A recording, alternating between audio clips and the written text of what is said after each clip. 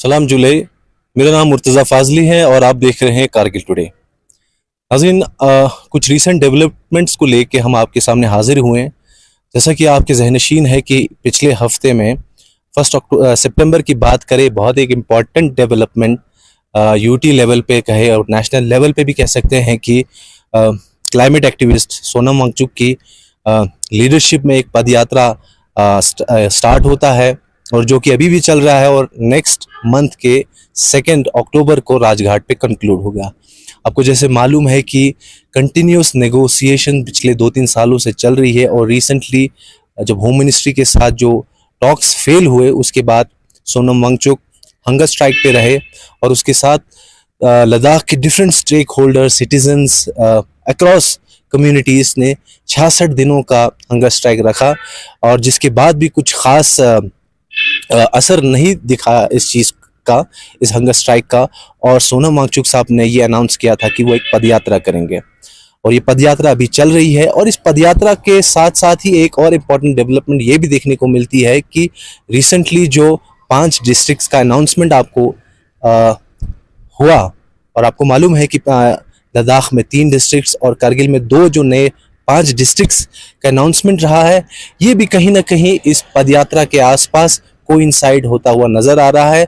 और एनालिस्ट का ये भी कहना है कि कहीं ना कहीं हो सकता है कि ये एक प्रेशर डेवलप हुआ है सेंट्रल गवर्नमेंट पे, जिस वजह से उन्होंने इस 5 डिस्ट्रिक्ट्स का अनाउंसमेंट किया है। इन्हीं चीज़ों को समझने के लिए हमने करगिल के different stakeholders, different citizens, youths और पॉलिटिकल एक्टिविस्ट से जानने की कोशिश की कि ये जो पद यात्रा चल रहा है और पर्टिकुलरली जो 5 डिस्ट्रिक्ट का अनाउंसमेंट है, इसकी क्या इंपॉर्टेंस है, इसकी क्या रेलेवेंस है, इसके क्या पॉजिटिव और नेगेटिव इम्पैक्ट्स रहेंगे।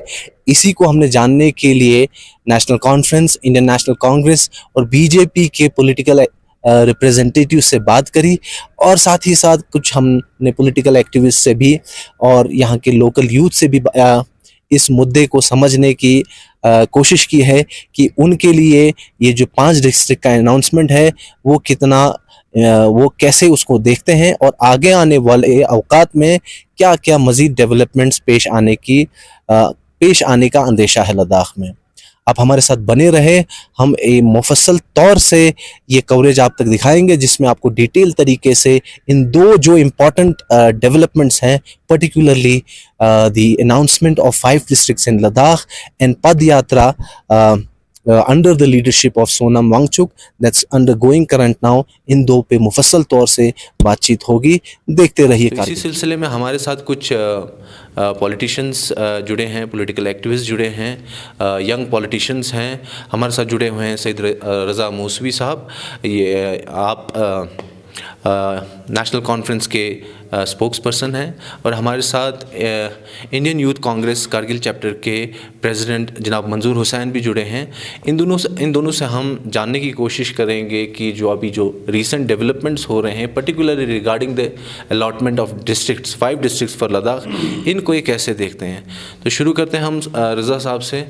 सैयद साहब, आप कैसे देखते हैं कि जिस तरह से 5 साल से कंटिन्यूस एक स्ट्रगल चल रही है एपेक्स और केडीए के कोलैबोरेशन में फॉर द कॉन्स्टिट्यूशनल सेफगार्ड्स और फ्यूचर ऑफ लद्दाख के लिए, आपने भी देखा है कि 5 साल में काफ़ी राउंड ऑफ डेवलपमेंट्स हुए, काफ़ी नेगोशिएशन हुए, काफ़ी मीटिंग्स हुई, हंगर स्ट्राइक भी हुआ और अब जाके सोनम वांगचुक इस रेजिस्टेंस मूवमेंट को रीइग्नाइट कर रहे हैं, पद यात्रा कर रहे हैं। तो ऐसे टाइम पे, इतने टाइम के बाद, क्या आपको लगता है कि जो कंटिन्यूस प्रेशर एक्सर्ट किया है लद्दाखी लीडरशिप ने सेंट्रल गवर्नमेंट की तरफ, कहीं ना कहीं ये एक नतीजा है जिसकी वजह से सेंट्रल गवर्नमेंट मजबूर हुई है 5 नए डिस्ट्रिक्ट को देने के लिए, या जिस तरह से एक सोनम वांगचुक साहब एक नई तरीके से पद यात्रा करने जा रहे हैं, तो टाइमिंग को कैसे देखते हैं? और जो 5 साल में हुआ है लद्दाख के लोग और लद्दाखी लीडरशिप और सेंट्रल गवर्नमेंट के बीच में जो चीज़ मामलात रहे, उनको देखते हुए जो आज का प्रेजेंट डेवलपमेंट है, इसको आप कैसे देखते हैं? फ़र्स्ट ऑफ ऑल मुर्तज़ा साहब, आपका शुक्रिया, आपके चैनल के माध्यम से सभी का शुक्रिया। आपके क्वेश्चन में 2 क्वेश्चन थे। पहले क्वेश्चन के जवाब देता चलूँ कि जो एपेक्स बॉडी और कारगिल डेमोक्रेटिक अलायंस का मौक़िफ़ रहा है वो महज 4 पॉइंट एजेंडा को लेकर रहा है जिसमें आपका 6 schedule state for Ladakh and PSC and separate Lok Sabha seat. जी। तो जहाँ तक 5 डिस्ट्रिक्ट का सवाल है, इसमें तो इंडिविजुअली अपने सब डिविजन्स लेवल पे लीडरशिप का कोशिश रही होगी, लेकिन एपेक्स बॉडी और KD का जहाँ तक मौकूफ़ है, वो लार्जर इंटरेस्ट ऑफ लद्दाख के लिए यूनाइट होकर जो लड़ाई लड़ रहे हैं और डेमोक्रेटिक तरीके से अपना हक मांग रहे हैं। पोस्ट अगस्त 2019 5 अगस्त से पहले जो जम्मू कश्मीर में जो हमें राइट्स मिलते थे 370 और 35A के द्वारा, उन्हीं राइट्स को किसी न किसी तरीके से 6 शेड्यूल के शेप में और स्टेट फुल फ्लेज स्टेट के शेप में मांग रहे हैं। हर साल जो है लगातार मरकज़ी हुकूमत से बातचीत में है। जहाँ तक पद यात्रा का सवाल है, सोनम वांगचुक जी जो है पूरे लद्दाख का जो नेतृत्व करते हुए इस मूवमेंट को सपोर्ट कर रहे हैं और पूरे करगिल डेमोक्रेटिक अलायंस और एपेक्स बॉडी का उनको सपोर्ट है और जो लोग इनके साथ चले हैं, और 1 महीने का इनका पूरा पदयात्रा चलेगा और 2 अक्टूबर को I guess if I am not wrong वो दिल्ली में कंक्लूड होगा। जी। तो मैं ये जानना चाहता था कि आपसे कि जो डिस्ट्रिक्ट्स का जो अनाउंसमेंट हुआ है ये आपको क्या लगता है कि ये एक एडमिनिस्ट्रेटिव रिफॉर्म लाने की कोशिश है सेंट्रल गवर्नमेंट की तरफ से कि वो यहाँ के एडमिनिस्ट्रेटिव सेटअप को स्ट्रेंथन करना चाहते हैं, कि या ये एक मजबूरी में लिया हुआ एक कदम है? जहाँ तक डिस्ट्रिक्ट के हवाले से बात है, आई थिंक इट्स फ़िलहाल तो मुझे पूरा पॉलिटिकली मोटिवेटेड एक स्टेप लगता है सेंट्रल गवर्नमेंट का, because one thing that we Ladakhis have learn from the BJP government and Modi ji led government is that जो भी चीज़ ये देते हैं ये आवाम के मफाद में तो शायद ही हो, बिकॉज यूनियन टेरिटरी जब प्रधान ये अनाउंस किया गया था लद्दाख के लिए, सो यू सॉ कि किस तरह के सेलिब्रेशंस हुए लेह में, जबकि कारगिल में बंद था और काफ़ी टाइम तक इंटरनेट भी शट डाउन था, प्रोटेस्ट हुए, और उसके बाद 1 year after you can see कि फिर क्या हालात चले, लीडर्स को फिर बाहर आना पड़ा, भूख हड़ताल हुई, बंद हुए, पूरा लद्दाख बंद हुआ, माइनस टेम्परेचर्स में लोगों ने यहाँ पे भूख हड़ताल किया। सोनम वांगचुक जी ने पहले 21 डे का क्लाइमेट फास्ट किया, फिर उसके बाद जितने भी सारे लद्दाखीज़ ने कितने महीनों तक भूख हड़तालें किए, तो that celebration did not lasted for long. So ऐसे अनाउंसमेंट हमने पहले भी देखा है इस गवर्नमेंट के through, so we just have to wait and watch कि जो अब जो 5 न्यू डिस्ट्रिक्ट्स का जो ऐलान हुआ है क्या ये वाकई लोगों के मफाद के लिए है। बिकॉज़ अभी इस मौके पर लद्दाख है कि यूनियन टेरिटरी जब से प्रदान हुआ है हमें, स्ट्रीमलाइन अभी हालिया सेटअप ही स्ट्रीमलाइन नहीं है। आप अगर यहाँ के आपका एग्जैक्टली एम्प्लॉयमेंट के बारे में अगर आप बात करें, अगर आप फंड अरेंजमेंट्स के बारे में बात करें, 5000 करोड़ में से 10% हिल काउंसिल को देना और 90% is being taken decision by the bureaucrats. So आप देख सकते हैं कि एक ब्यूरोक्रेटिक तरीके से 5 साल से जो है लद्दाखी आवाम को और डेमोक्रेसी को लगभग ख़त्म कर दिया गया है। सो फर्दर इसको 5 डिस्ट्रिक्ट्स में बांटना is nothing new for us, because और नथिंग हैप्पी फॉर अस। जो लोग सेलिब्रेट कर रहे हैं, मैं उनको अपनी तरफ से एडवाइस देना चाहता हूँ कि it's very early to celebrate, because अभी इट्स जस्ट अ ट्वीट। आपको सिर्फ एक ट्वीट के ज़रिए बताया गया है कि हम 5 नए डिस्ट्रिक्ट बनाने जा रहे हैं। वो कैसे होंगे, किस तरीके से होंगे, आपकी फंडिंग कैसे होगी, क्या जिस तरीके से करगिल और लेह को अभी फंडिंग मिल रही है क्या उतनी ही फंडिंग आपको मिलेगी, या एक फर्दर और एक लेयर ऑफ ब्यूरोक्रेसी आपके ऊपर आने वाला है, that we will have to wait and watch. As of now हमें और हमारी जमात को लगता है कि it's just totally political stunt, because Leh को 3 डिस्ट्रिक्ट देना और करगिल में 2 देना और करगिल का सबसे largest populated sub division Sanku sub division को इसमें इग्नोर करना, ये बिल्कुल हमें समझ में नहीं आता। जबकि सारे पैरामीटर्स पे सांकू सब डिवीज़न उतरता है। आप पॉपुलेशन के लिहाज से देखें, आप एरिया के लिहाज से देखें, सारे पैरामीटर्स को फुलफिल करते हुए भी अगर आप एक सब डिवीज़न को जानबूझकर महरूम रखते हैं, तो इस चीज़ का जवाब जो है मरकज़ी हुकूमत से ही हमें मांगना है। और इस मूवमेंट को भी वहाँ के लीडर्स चला रहे हैं, बट एज ऑफ नाउ हमें यही लगता है कि it's a totally politically motivated step, nothing else. मैं आपको बताना चाहूँगा कि यही सवाल मैंने बीजेपी के भी रिप्रेजेंटेटिव से किया था कि आप इसकी जो टाइमिंग है उसको कैसे देखते हैं। तो उन्होंने कहा कि आप अगर ना अभी इस टाइम पे इलेक्शन का समय है और अगर इलेक्शन से पहले ही अनाउंसमेंट करी गई होती तो इलेक्शन के लिए ये चीज़ कही गई, तो उनका इससे यही था कि it's just for the to reform और strengthen the administrative setup in Ladakh. खैर वो बात तो होती रहेगी। ट्वीट ना तो मतलब कोई नो और इसमें एक चीज़ इंपॉर्टेंट चीज़ भी है कि अभी तक ऑफिशियल कोई गैजेट नहीं आया है। और अगर आप आर्टिकल देखें तो उसमें तो 2028 का डेट दिखाया गया है। बिल्कुल। और एक जैसे कहा कि अर्ली बहुत ही जल्दबाजी होगी इस पर कोई एक अर्ली रिएक्शन करना। तो हम मंजूर साहब यही जो बात रज़ा साहब ने कहा कि एक तो कोई ऑफिशियल स्टेटमेंट अभी तक आया नहीं है ऑन पेपर, गैजेट भी नहीं आया और इट्स जस्ट अ ट्वीट।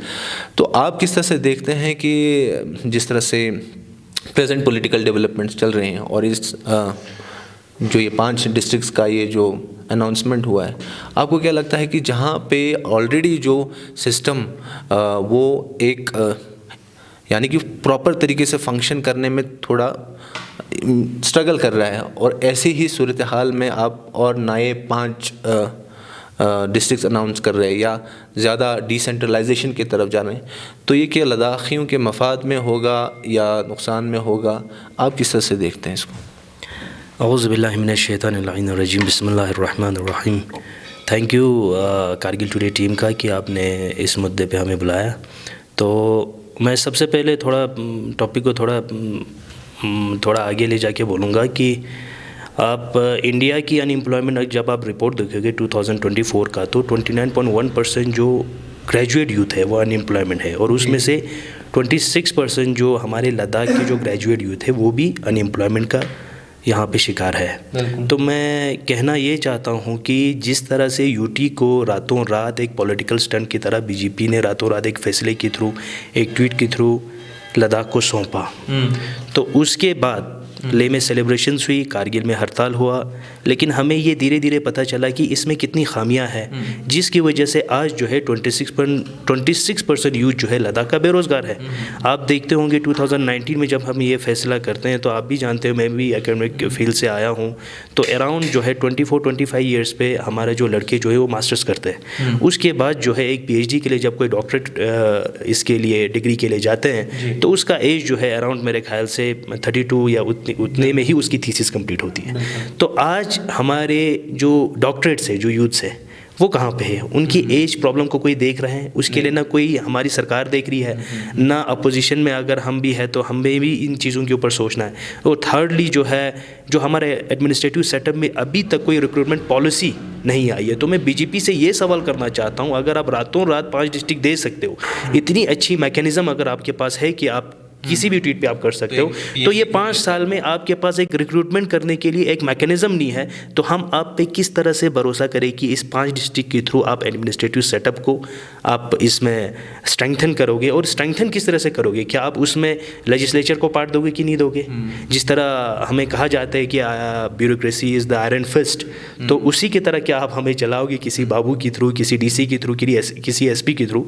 तो अगर ऐसा कुछ चलाना है, तो हमने तो इस यूटी सेटअप को देखा है, हम इसी से ही बिल्कुल परेशान है।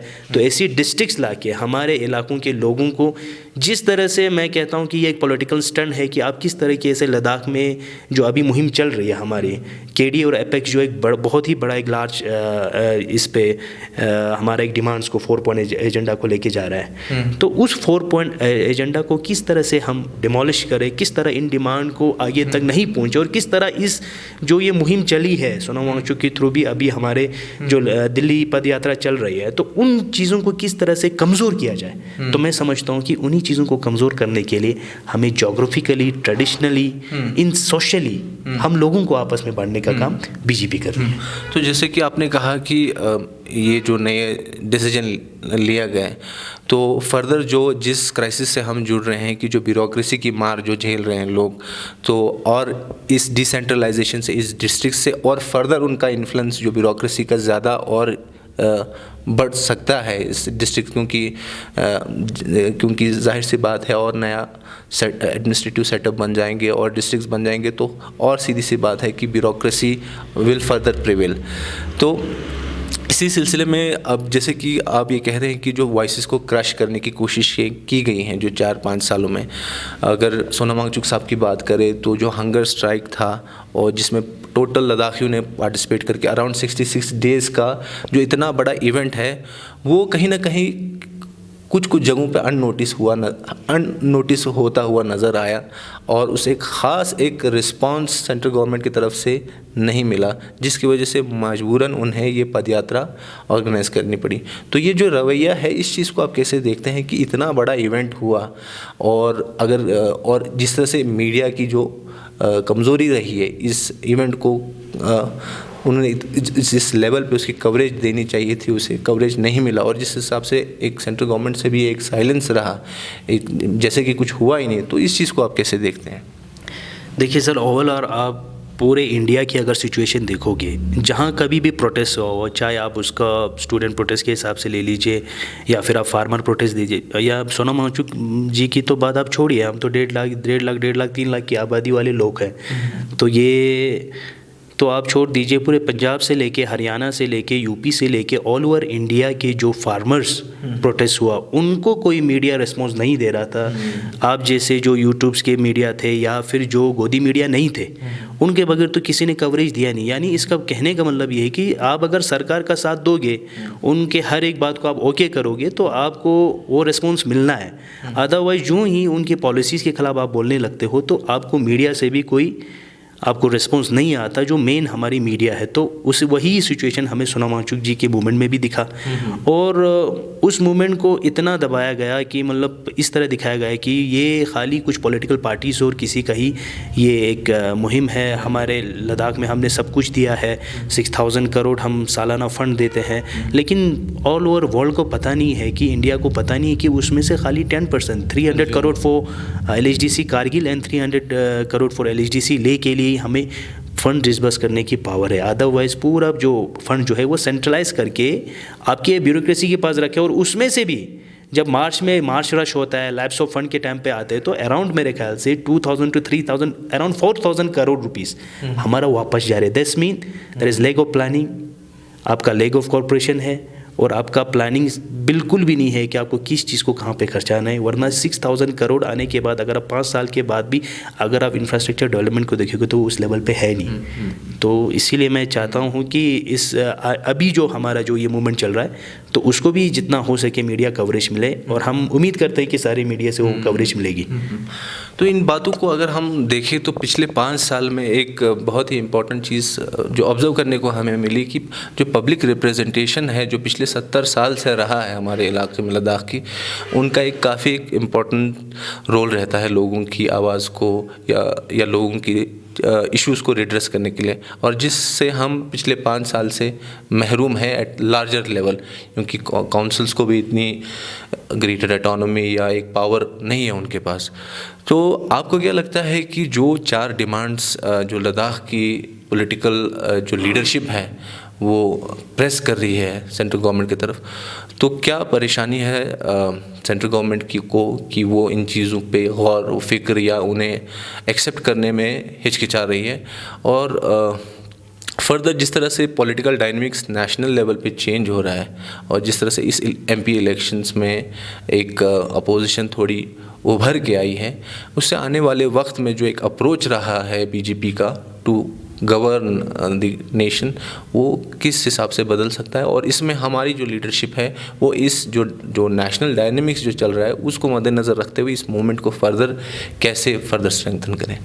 देखिए, जैसे मैंने पहले भी कहा, one thing that we have learn from this government is that this government is not serious about its people.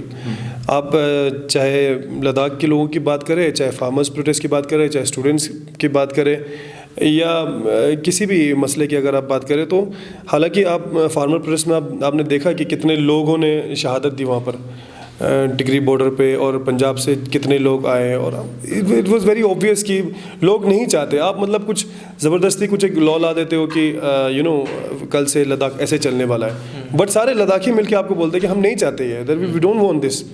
अभी जैसे कि आज के टाइम पर अगर आप सिंपली वोटिंग भी करें पूरे लद्दाख में कि कितने लोग यूटी के हक में है या नहीं है, I can guarantee you that more than 80% of Ladakhis are not happy with UT, जो कि आपको पिछले लोकसभा इलेक्शन में भी देखने को मिला कि अगर आप कांग्रेस का और हमारे जो इंडिपेंडेंट हाजी हनीफा जान जो करंट ऑनरेबल MP लद्दाख है, उनके अगर आप वोट जोड़ के देखें तो लगभग 70% से भी ज़्यादा वोट्स हमें मिला है मतलब against the BJP.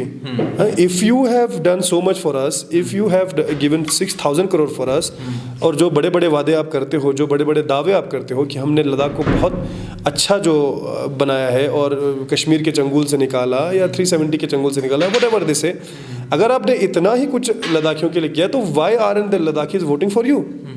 That's a big question. कि अगर आपने हमारे बहबूदी के लिए और फलां बहबूदी के लिए बहुत काम किया है, इतने स्कीम्स दिए हैं, इतना पैसा दिया है, तो क्यों लद्दाखी आपको वोट नहीं कर रहे? क्यों पंजाब के लोगों ने आपको नकार दिया? क्यों टोटल साउथ से आप मिट चुके हो आज? क्यों बिहार में आपका इतना बुरा परफॉर्मेंस? क्यों यूपी में आपका इतना बुरा परफॉर्मेंस रहा? जहाँ पे आप राम मंदिर बनाया, क्यों आप वो सीट हार गए? So that's a big question to worry about. ये बीजेपी गवर्नमेंट को ये सोचना चाहिए कि आने वाले टाइम में जो वो दावे करती है, आपको फिर इन सब से पता चलना चाहिए कि वो खोखले दावे हैं. यानी आप एक एलजी को भेजते हो, आप एक लेफ्टिनेंट गवर्नर को भेजते हो और आप कहते हो कि जी आज के बाद आपके वोट का कोई मायने नहीं है, कोई हम बाहर से अफसर भेजेंगे और जितने भी आपने वोट के जरिए अपने रिप्रेजेंटेशन चुना है, रिप्रेजेंटेटिव चुना है, वो सब उनके नीचे काम करेंगे.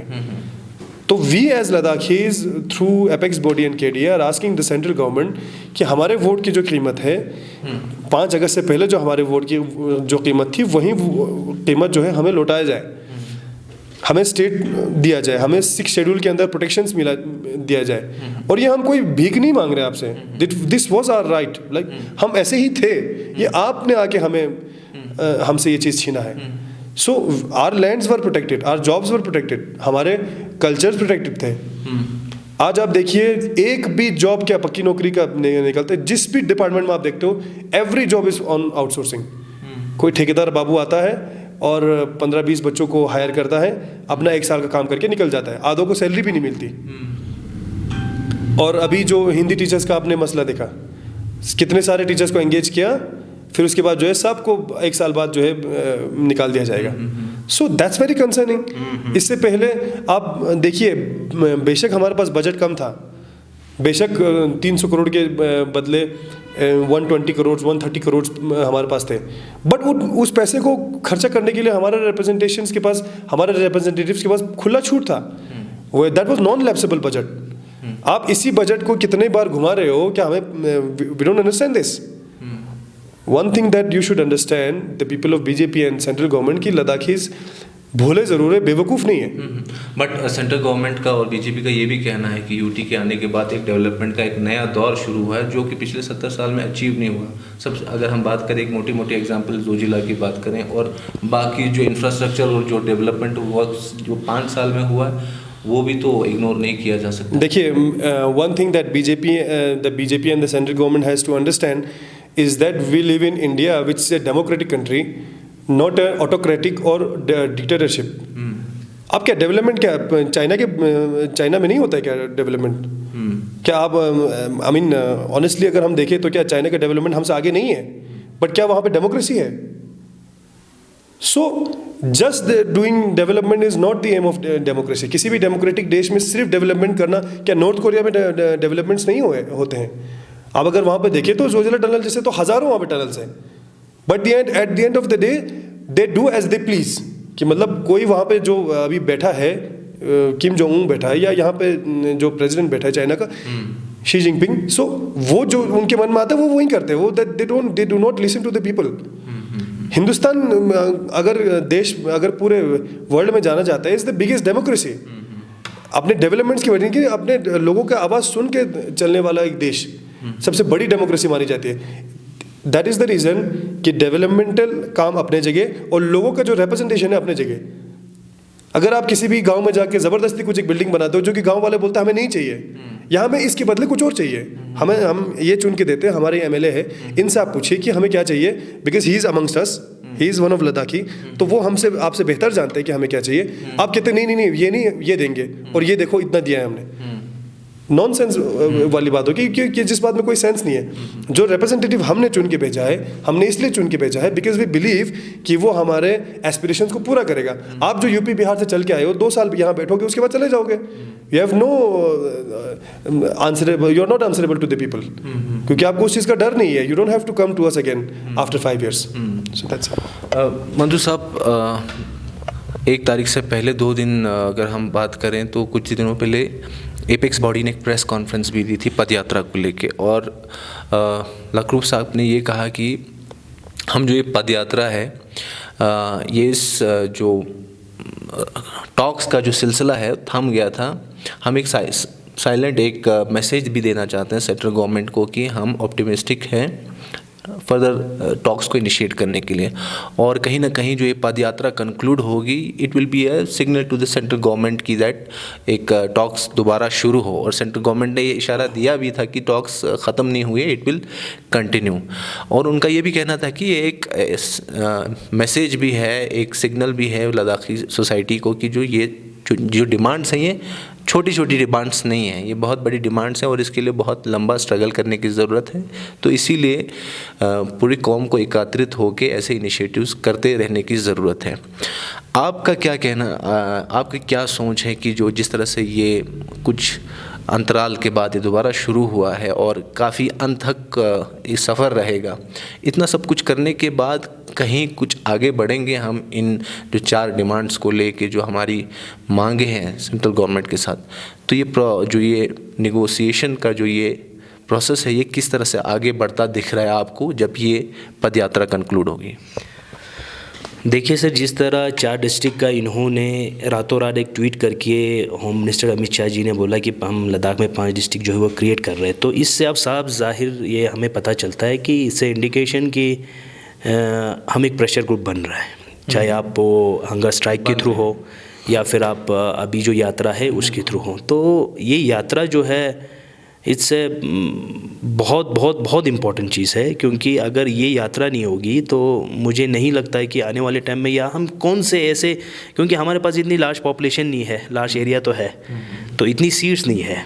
एज ए डेमोक्रेटिक कंट्री में जब आप बैठते हो तो पॉलिटिकल पार्टीज़ का जब आप माइंड सेटअप या वो पढ़ते हो तो वो किसी भी अगर राज्य में या किसी भी एरिया में जब मैक्सिमम नंबर ऑफ़ सीट्स होते हैं तो उनका जितना भी जो अटेंशन है तो उसी तरफ ही जाता है. लेकिन लद्दाख उस चीज़ से महरूम है, तो हमें सबसे पहले तो ये फ़ख्र होना चाहिए कि सोनम वांगचुक जी कुछ ऐसे नए हमारे लिए इनिशिएटिव्स लेते हैं कि जिसके ऊपर चाहे सेंट्रल गवर्नमेंट जितनी भी अपनी आंखें फेर ले, लेकिन मजबूर हो जाते हैं कि उनको ये चीज़ें देखने के लिए. तो ये, और सेकंड चीज़ जो है पूरे लद्दाखियों को, अभी आपने बोला कि एकजुट होने की चीज़ है कि नहीं है, मैं तो ये कहता हूँ कि चाहे वो रूलिंग पार्टी का हो और अदरवाइज रूलिंग पार्टी का नहीं भी हो, तो if there is a 4-point agenda of KD and Apex, what are that? सबसे पहले तो आप देखते हो कि वी नीड 6 शेड्यूल, एक आपका PAC setup of public service commission in Ladakh, 3rd आपका जो है separate Lok Sabha seat for both Kargil and ले, 4th आपका जो है आपका स्टेटहुड, ठीक है ना सर? तो ये 4 मुद्दे आज जो डिस्ट्रिक्ट मिले हैं जिन लोगों को, क्या उनको नहीं चाहिए? क्या उनको जॉब प्रोटेक्शन नहीं चाहिए? आज इन लद्दाख में रेलवे लाने की बात हो रही है. मुर्तज़ा फाजली साहब मुझे यही कहिए, आपने बोला जोजिला टनल का, जोजिला टनल जो है मैं कहता हूँ कि स्ट्रेटेजिकली, और ये जिस तरह एक लैंड लॉक के थ्रू हम एक बॉर्डर एरिया में बसते हैं, तो उसी की वजह से ये एक प्रेशर सरकार पे भी था कि जिस तरह हमारा डोकलाम हुआ मोदी सरकार के टाइम पे पूरा फेल हुआ. अभी मोदी सरकार ने हमारे जितने भी इधर के जो शीप हर्ड्स थे वो वहाँ पे जाके अपने शीप्स को लेके जाते थे. उन्होंने बोला कि यार हमारे जिन जिन एरिया पे हम जाते थे वो सारे एरियाज़ पे अभी हमें आने नहीं देता या हमें उधर परेशानी है. जब ये सारी चीज़ें होने लगी तो इंडियन सरकार को मजबूर होना पड़ा कि हम जोजिला टनल को किसी भी तरह कंप्लीट करना है for the defence purpose also.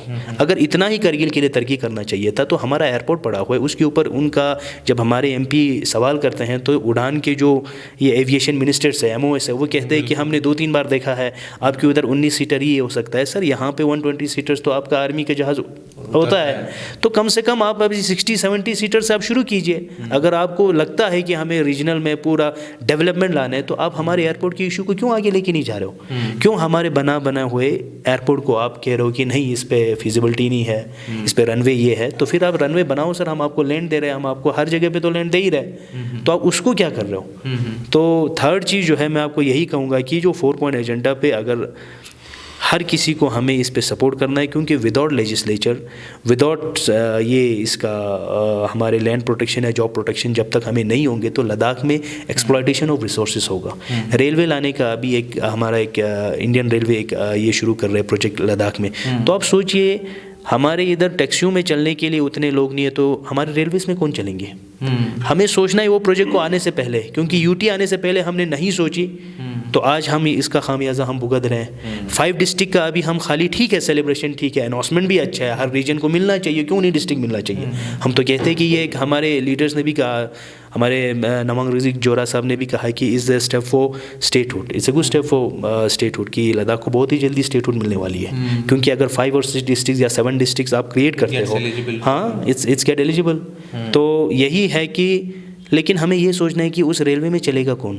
मुझे इतना लगता है कि ऑल ओवर इंडिया में रिसोर्सेज, चाहे आप पत्थर की शक्ल में देखो, चाहे आप मिनरल्स देखो, चाहे आप हमारी यहाँ पे सैंड्स देखो, इन सबको खाली ट्रॉलीज आएगी और ट्रॉलीज से बाहरी दुनिया में चला जाएगा। तो इससे हमारे पूरे रिसोर्सेज को ख़त्म करने के लिए मुझे लगता है डेवलपमेंट के नाम पे कुछ ऐसे इश्यूज चल रहे हैं। सेकंड चीज़ जो है मैं आपको ये चीज़ कहना चाहूँगा अनएम्प्लॉयमेंट पे अब आप देख लीजिए, मुझे कुछ दिन पहले जो और लेकिन उनको तो वो उनका मोरल कैसे बूस्ट होगा अभी बताइए? वो यहाँ से लेके और वो जो सामाग्रा के टीचर्स है वो कहीं आसपास के स्कूलों में तो है नहीं, रिमोट एरियाज़ के स्कूल में है जहाँ पे टीचर्स की कमी है। तो उनको वहाँ पे कैसे मोरल बूस्ट होगा कि हम किस तरह इन बच्चों को पढ़ाएं? क्योंकि उनको जो पैसे मिलने वाले हैं वो हर महीने मिलता नहीं है। फिर वो आते बेचारे प्रोटेस्ट करते हैं, करने के बाद हमारा जो है मिनिस्ट्री ऑफ ये एजुकेशन उधर जाके फिर मुश्किल से उधर से 50 लाख की इनकम हमें आ जाती है। इधर आप 300-400 बंदे दे रहे हो आप उनको मुश्किल से 1 महीने का तनख्वाह। तो इस तरह से भी हमारे जो जवान है वो बिल्कुल ही स्ट्रेस में है।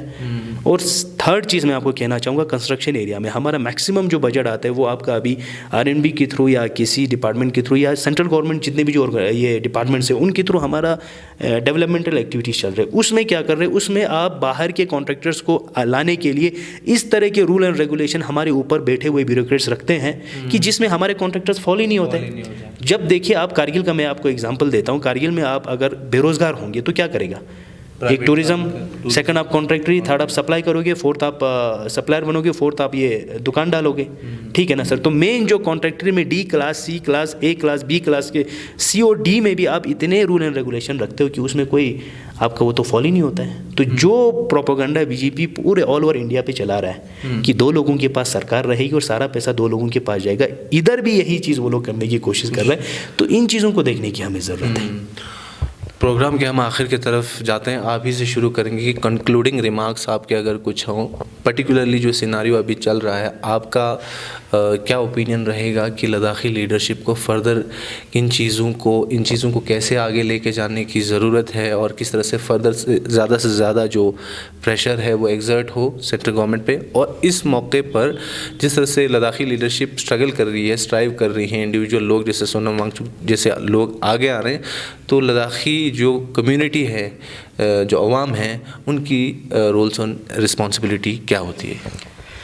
सबसे बड़ी रिस्पॉन्सिबिलिटी अभी हमारे लीडर्स की यही है कि जब से हमें ये 2 डिस्ट्रिक्ट अनाउंस हुआ है करगिल के लिए, मैं स्पेशली करगिल के लिए बात करूँगा क्योंकि हमें हमारे लीडर्स को चाहिए कि अभी बीजेपी का एक ऐसा पॉलिसी चल रहा है कि किस तरह हमें रीजनली डिवाइड किया जाए। तो सबसे पहले तो फ़िलहाल तो हम सब करगिल डिस्ट्रिक्ट में ही है ना, अभी द्रास डिस्ट्रिक्ट का अनाउंसमेंट हुआ है ना ज़ंस्कार का हुआ है। तो लोगों को प्रोवोक करके आप देख सकते हो सोशल मीडिया में किस तरह के वीडियोस आ रहे हैं कि कभी करगिल के लीडरशिप पे चिल्लाना, कभी द्रास वालों के ऊपर इस तरह से कुछ ये करना। तो सबसे बड़ी चीज़ जो ये सोशल हमें इनजस्टिस हो रही है, हमारी सोसाइटी को बांटने की कोशिश की जा रही है, तो हमारी लीडरशिप को चाहिए कि सबसे पहले इन्हीं डिस्ट्रिक्ट्स में जाके इनको कॉपरेशन में लाए कि यार नहीं, हमें पहले यूटी की तरह ना हो कि हम पहले देखेंगे कि किस तरह का डिस्ट्रिक्ट आपको दे रहे हैं। तो इस चीज़ पे उन सबको हमें सारे लद्दाखियों को अमल करना चाहिए। और स्पेशली मैं कहूँगा द्रास जो हमारा डिस्ट्रिक्ट बना है और ज़ंस्कार बना है, तो उनकी एल्डर्स को भी ये कहना चाहूँगा कि प्लीज़ आप सेलिब्रेशन तो आपने कर दिया, सेलिब्रेशन के बाद आप अपना फ्यूचर देखिए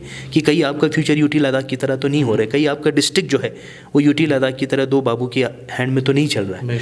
तो उन चीज़ों के ऊपर जब तक हम नहीं सोचेंगे तो शायद आने वाली सालों में हमें इससे भी ज़्यादा संघर्ष करना पड़े। तो जो सोनम वांगचुक आज एक लद्दाख के लिए एक सोनम वांगचुक निकला है, तो मैं चाहता हूँ कि हर डिस्ट्रिक्ट तरीके से ऐसे ही सोनम आए आगे और इस मूवमेंट को आगे बढ़ाए। ये सिर्फ जिम्मेदारी सोनम वांगचुक जी की नहीं है कि वो एक पद यात्रा पे चले, लेकिन हम सब इंडिविजुअल्स की ये रिस्पॉन्सिबिलिटी है कि हम इस मिशन को आगे तक लेके जाए, क्योंकि अभी हमें पता नहीं है कहाँ किस मकाम पे हमें ये चीज़ें मिलनी है। तो हमें यूथ्स को बहुत ही तैयार होना है स्ट्रेंथली, और हाँ, ताकि वो आगे इस मिशन को आगे ले जा सके और हमारे डिमांड्स को फुलफ़िल कर सके। बहुत बहुत शुक्रिया मंजूर साहब। कंक्लूडिंग रिमार्क्स आगे साहब, जैसे कि मंजूर साहब ने भी इशारा किया कि कहीं ना कहीं हो सकता है कि जो ये डिस्ट्रिक्ट देने का जो ये ऐलान है, कहीं ना कहीं जो एक कलेक्टिव वॉइस बनी है, 5 साल में लोग एक यूनिटी के साथ चल रहे हैं, पर्टिकुलरली रिगार्डिंग दीज 4 एजेंडाज, तो कहीं ना कहीं उसे कलेक्टिव वॉइस को तोड़ने की भी कोशिश हो सकती है क्या ये डिस्ट्रिक्ट देने से कि वॉइसेस ओपिनियंस में डिफरेंस आए? और आपका भी क्या सजेशन रहेगा लद्दाखी लीडरशिप और लद्दाख के अवाम को लेकर regarding this struggle that's ongoing? देखिए, I am very small entity to advise Ladakhi leadership. बहुत ही वाइज है। उन्होंने आर्टिकल के एप्लीकेशन के बाद ही तुरंत काफ़ी सारे पॉलिटिकल स्टेप्स लिए थे। फर्स्ट ऑफ ऑल जो यहाँ पे ब्लैक डे मनाया गया, उसके बाद केडी की तश्कील हुई, फिर ले एपेक्स बॉडी की तश्कील हुई, फिर दोनों यूनाइट हुए, फिर दोनों ने सारे जो प्रोग्राम्स थे आगे जो फर्दर रोड मैप था वो उन्होंने साथ में बनाया। So I don't think someone like me should advise them, but yes, जैसे कि मेरे भाई ने कहा यहाँ पे एग्जैक्टली, मैं तो शुरू से ही आपको ये कह रहा हूँ कि it's totally politically motivated step. इसमें मतलब अभी ग्राउंड रियलिटी कुछ हमारे सामने है नहीं फ़िलहाल, और जहाँ तक अभी जो हवा आप सोशल मीडिया के थ्रू हमें देखने को मिल रहा है वो यही है कि कोई जांस्कर के लोग करगिल के लीडरशिप को कोसते हैं, फिर करगिल के लोग कहते हैं कि यासांगो के लोग कहते हैं कि अब हमें नहीं मिला, या सो कहीं ना कहीं तरीके से पॉलिटिकली बिल्कुल स्ट्रेटेजिक तरीके से लोगों को डिवाइड करने की कोशिश किया जा रहा है। और जो मूवमेंट खड़ा हुआ है पूरे लद्दाख में, I mean the Ladakhi leadership had to unite, they united and made KDA and Leh Apex body. उन्होंने सेंट्रल गवर्नमेंट को जवाब देना था थ्रू लोकसभा इलेक्शन, उन्होंने जवाब दे दिया। हिल काउंसिल इलेक्शन हमारे पास पावर था, इख्तियार था कि हम वोट के ज़रिए अपना ये असर्ट करें, वहाँ पे भी हमने जवाब दे दिया, बीजेपी को बाहर रखा, लोकसभा में भी हमने बीजेपी को बाहर रखा। सो ये हम रेगुलरली मैसेज भेज रहे हैं सेंट्रल गवर्नमेंट को, हमारे इलेक्शंस के थ्रू, हमारे मूवमेंट्स के थ्रू, हमारे हड़तालों के थ्रू, हमारे पद यात्राओं के थ्रू, कि आप जो भी हमारे लिए फ़ैसला ले रहे हो, आपकी मेहरबानी ना ले। हम बेहतर जानते हैं लद्दाख के जो फ्यूचर को है, कैसे उसको मजबूत करना है और कैसे उसको सेव करना है। लद्दाखी इज़ बेटर नो, हम आज से पहले भी बहुत अच्छी तरीके से जी रहे थे, भाईबंदी के भाईचारे से जी रहे थे। तो ये जो आप अपने पॉलिटिकली मोटिवेटेड स्कीम्स को यहाँ इम्प्लीमेंट करने के लिए हमें जो तोड़ने का काम कर रहे हो, इसको बंद करें। और लद्दाख जो देश का शान बन के देश के हर मुश्किलात में देश के साथ खड़ा रहा है, फ़ौज के साथ खड़ा रहा है, और इसमें हमने कोई एहसान नहीं किया है। ये हमारा ज़मीन है, इसमें इसको हमने ही सेव करना है और हमने ही बचाना है। सो इस चीज़ को बरकरार रखने के लिए आप लद्दाखियों को सुने, हमारे लीडरशिप को सुने, और उनको हमने ही चुन के भेजा है। केडीए के पीछे पूरी करगिल अवाम है, ले एपेक्स के पीछे पूरे लेह की अवाम है, सोनम वांगचुक के साथ पूरा लद्दाख है। सो पूरे लद्दाखी अवाम को आप सुने। हमें इस तरीके से कोई किसी को भी शौक़ नहीं होता है कि काम धाम छोड़ के हज़ार किलोमीटर 1500 किलोमीटर चले दिल्ली जाए, भूख हड़ताल करे, एक महीने तक अपना पेट काट के बैठे, माइनस टेम्परेचर में बैठे, किसी को शौक़ नहीं है। But you are forcing us to do that, so you should stop this right away. और जिस तरीके से, जिस इज़्ज़त और वक़ार के साथ लद्दाख और लद्दाखी पहले जी रहे थे, आज भी हमें वैसा ही जीने का मौका मिले। शुक्रिया, बहुत बहुत शुक्रिया। बहुत खूबसूरत बात कही, जिस तरह से कि जिस इज़्ज़त व वक़ार के साथ लद्दाखी पहले जीते थे, उसी इज़्ज़त व वक़ार के साथ उनको और दोबारा उनको जीने दिया जाए। तो रज़ा साहब आपका भी बहुत बहुत शुक्रिया। मंजूर साहब आपका बहुत बहुत शुक्रिया, अपने ज़रीन ख़यालात का इजहार किया। बहुत एनालिटिकल तरीके से आप दोनों ने बहुत अच्छी तरह से अपने ओपिनियंस को सामने रखने की कोशिश की। तो नाज़रीन, इस प्रोग्राम को हम यहीं पे संभव करते हैं, बट जो लबलवाब है, जो कॉन्वर्सेशंस इन दो पॉलिटिकल एक्टिविस्ट से हमने करी, तो 2 चीज़ें बहुत इंपॉर्टेंट है आज के सिनेरियो में, कि जो ये पदयात्रा चल रही है, जब ये अपने कंक्लूडिंग डेज़ में पहुंच जाएगी और 2 तारीख को जब ये दिल्ली राजघाट पहुंच जाएगी, तो उसके बाद क्या होता है, उसका इम्पैक्ट कैसा रहता है, वो देखना बहुत ही इंपॉर्टेंट रहेगा। किस तरह से जो ये पदयात्रा है, इसका इम्पैक्ट रहेगा, क्या further rounds of negotiations between the Ladakhi leadership and home ministry दोबारा शुरू होती है या नहीं नहीं होती है वो देखना, उसे ऑब्ज़र्व करना एक बहुत ही इंपॉर्टेंट डेवलपमेंट रहेगा। एंड सेकंड, जो अभी जो ये ट्वीट आया है होम मिनिस्टर ऑफ इंडिया से, इसका जो प्रैक्टिकल इम्प्लीमेंटेशन ऑन ग्राउंड ये कब तक होता है या किस तरह से होता है, इसको भी देखना बहुत ही इम्पोर्टेंट रहेगा। तो इन्हीं कलिमात के साथ मैं मुर्तज़ा फ़ाज़ली आपसे इजाज़त चाहूँगा। मेरे साथ जुड़े हुए हैं कैमरा लाइन पे एडिटर इन चीफ हुसैन आबियन खालू, और अगले प्रोग्राम तक के लिए मुझे दीजिए इजाज़त। तब तक के लिए देखते रहे Kargil today. For more updates, subscribe to our channel Kargil Today. Click the show links and enjoy watching the videos. Like us on Facebook and follow us on Instagram. Keep watching Kargil Today. Keep enjoying Kargil Today, the only voice of Kargil Ladakh.